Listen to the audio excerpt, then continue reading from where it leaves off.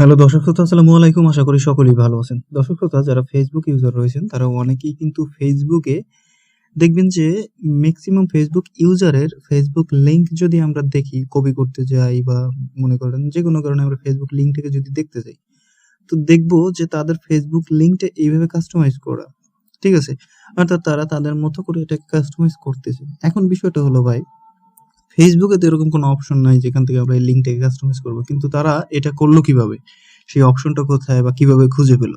আজকের এই ভিডিওর মাধ্যমে আমি আপনাদেরকে সেরকমই গুরুত্বপূর্ণ একটা সেটিংস দেখাবো। তো কিভাবে আপনারা ফেসবুকের লিঙ্কটাকে কাস্টমাইজ করবেন নিজেদের মতো করে। তো দর্শক শ্রোতা, এইজন্য আপনার দরকার পড়বে হচ্ছে ফেসবুক মেসেঞ্জার অ্যাপসটা, যেটা আপনাদেরকে ইনস্টল করতে হবে। তো আমার অলরেডি ইনস্টল করা আছে, আপনারা দেখতে পাচ্ছেন। দেন এখান থেকে আমরা কি করব, মেসেঞ্জার অ্যাপসটার উপরে একটা ছোট্ট ক্লিক করব। দেন আমরা এখান থেকে উপরে কর্নারে পাবো হচ্ছে 3 লাইন। জাস্ট এটার উপর একটা ট্যাপ করে এখানে চলে যাব। দেন আমরা এই পাশে পাবো হচ্ছে সেটিংস এর একটা অপশন। এই সেটিংস এর অপশনটার উপরে একটা ক্লিক করব। তো সেটিংস এর অপশনটার উপরে যখন ক্লিক করব, দেন আমাদের সামনে এরকম একটা ইন্টারফেস চলে আসার পরে আমরা এখানে পাবো ইউজার নেম বলে একটা অপশন। তো এটার উপরে একটা ট্যাপ দেবো। ট্যাপ দেওয়ার পরে এখান থেকে এডিট ইউজার নেম, এটার উপরে ট্যাপ দেবো। তো ট্যাপ দেওয়ার পরে দর্শক শ্রোতা, আপনারা এখান থেকে আপনাদের নাম অনুসারে এখান থেকে যে ইউজার নেম সেটা দিতে পারেন। যার যে নাম সেটা অনুসারে আপনারা এখানে এটার উপরে ট্যাপ করে এখান থেকে বাড়াতে পারেন, কিছু অ্যাড করতে পারেন, অথবা কিছু কমাতে পারেন। ঠিক আছে? মানে যা খুশি তাই আপনারা এখান থেকে দিতে পারেন যদি সেটা অ্যাভেলেবেল থাকে। তো সিম্পলি আমি যদি এখানে ধরুন আম এখান থেকে এটা দেই, তাহলে আপনারা দেখতে পাচ্ছেন যদি এটা আমার অ্যাভেলেবেল থাকে তাহলে এটা আমার কিন্তু এখানে চলে আসবে, উপরে সেভ অপশন আসবে। এই যে দেখুন, এটা অ্যাভেলেবেল রয়েছে, যার কারণে এটা কিন্তু এইখানে চলে এসেছে দর্শক শ্রোতা। এখন এটাকে আমি যদি আরো ছোট করতে চাই, করে দিলাম।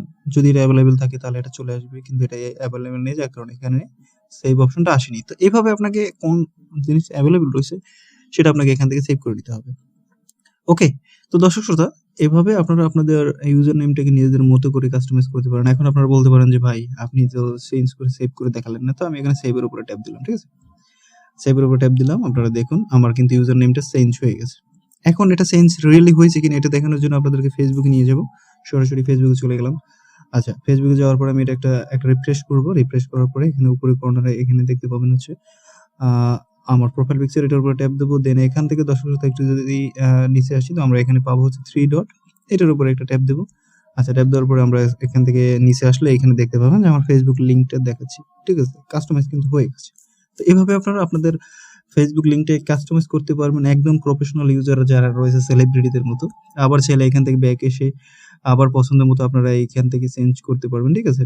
ঠিক আগের মতো ব্যাকে গিয়ে এখান থেকে ইউজার নেমের উপরে ট্যাপ দিয়ে এডিট ইউজার নেম, এটার উপরে ট্যাপ দিয়ে দেন আপনারা এখান থেকে চাইলে চেঞ্জ করে নিতে পারবেন। দর্শক শ্রোতা, যদি আপনার সেই ইউজার নেমটা অ্যাভেলেবেল থাকে তবে কিন্তু আপনারা চেঞ্জ করতে পারবেন, আর না হলে কিন্তু পারবেন না। আমি আপনাদেরকে দেখিয়ে দিচ্ছি করে। এখান থেকে আমি দিয়ে দিলাম।